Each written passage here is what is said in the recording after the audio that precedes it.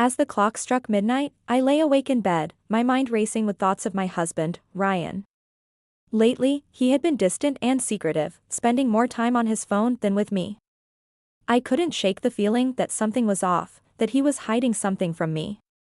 One night, unable to sleep, I decided to investigate. I reached over to Ryan's bedside table and grabbed his phone, scrolling through his messages.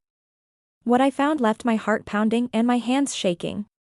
There were dozens of late-night texts between Ryan and a woman named Alicia. The messages were flirty and suggestive, hinting at a relationship that went beyond friendship. I felt a wave of anger and betrayal wash over me. How could Ryan do this to me, to our marriage? Determined to get to the bottom of things, I confronted Ryan the next morning. At first, he denied everything, claiming that Alicia was just a friend from work. But as I pressed him for answers, he finally confessed to cheating on me with Alicia. I felt like my world was crumbling around me. I had given Ryan my heart, my trust, and he had thrown it all away for a meaningless fling. I couldn't believe that the man I loved could betray me in such a cruel way. My anger turned to sadness, then to numbness.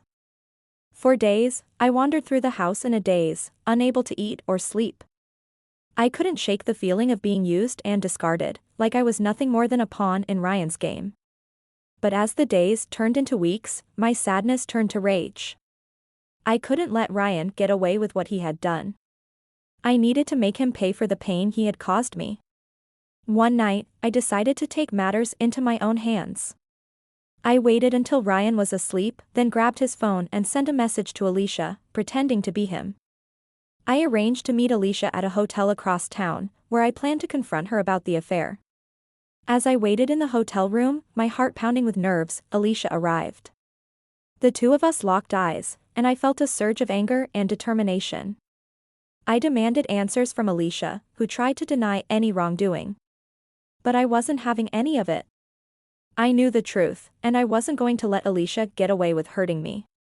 In a fit of rage, I lunged at Alicia, my fists flying. The two of us grappled with each other, tearing at each other's hair and clothes. It was a scene of chaos and violence, as I unleashed all of my pent-up anger and hurt on Alicia. In the end, I emerged victorious, standing over Alicia's bruised and bloodied body. I felt a sense of satisfaction, a feeling of power that I had never experienced before. I had taken control of the situation, and I had come out on top. But as I looked down at Alicia, the reality of what I had done hit me.